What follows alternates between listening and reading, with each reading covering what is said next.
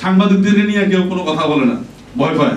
লোকমান হাকিমকে প্রশ্ন করা হয়েছিল যে আপনি আদব শিখছেন কার কাছে, বলছেন যে বেয়াদবের কাছে। প্রস্টিটিউট কোনো পতিতা, সে বলবে যে আমি এটাকে পেশা হিসেবে নিতে চাই, এটা ডিক্লারেশন লাগে। সাংবাদিকদের নিয়ে কেউ কোনো কথা বলে না, ভয় পায়। হ্যাঁ, আমাদের দেশে তিনটা কাজ করতে গেলে ডিসির সামনে ডিক্লারেশন দেওয়া লাগে। একটা হলো প্রস্টিটিউট কোনো পতিতা, সে বলবে যে আমি এটাকে পেশা হিসেবে নিতে চাই, এটা ডিক্লারেশন লাগে।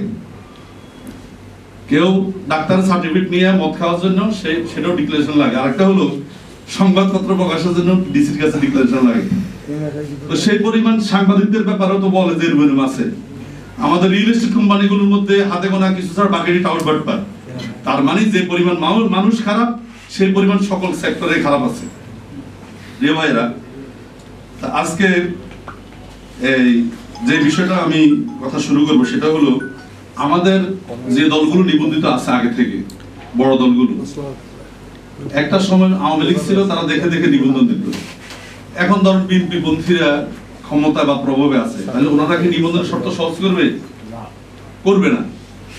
1992 সালে মাওলানা সাইয়েদ আবুল আলা মওদুদী একটা বই পড়ছি জন্ম নিয়ন্ত্রণের উপর।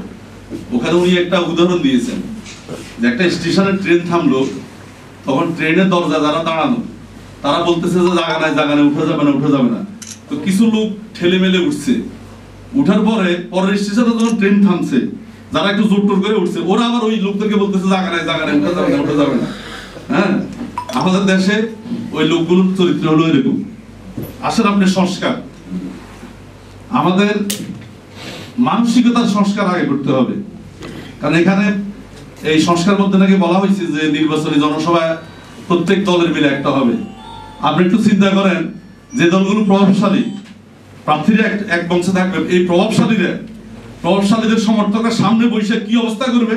আমাদের মানসিকতার সংস্কার লাগবে। এই জন্য শীতকালে যখন শীত বেশি পড়ে, তখন আমরা কই যে শীতটা কবে যাবে, কবে যাবে। এরপর যখন গরম আসে, তখন আবার কই যে গরম কবে যাবে, গরম কবে যাবে। ঠিক আছে, ওই যে 111 এর পরে, মানে মইনুদ্দিন ফখরুদ্দিনের সরকারের পরে এই যখন খাদ্যে বেজাল টেজাল ধরতেছিল, তখন দেখা গেল যে জিরাফি বাজে মোবিল দিয়ে। বললো যে মোবিল দিয়ে জিরাফি বাজা যাবে না, তেল দিয়ে বাজতে হবে। এখন তেল দিয়ে বাজার পর দেখা গেল মোবিলে জিরাফি ছিল মস্ত মশা, তেলের জিরাফি নরম। তখন তারা যারা তেলের জিরাফি খাচ্ছে, আগেরটাই তো ভালো ছিল।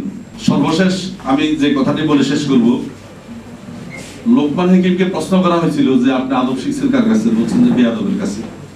বেয়াদব যেটা করতেন উনি এটার বিরোধীটা, মানে এটার অপোজিটটা করতেন।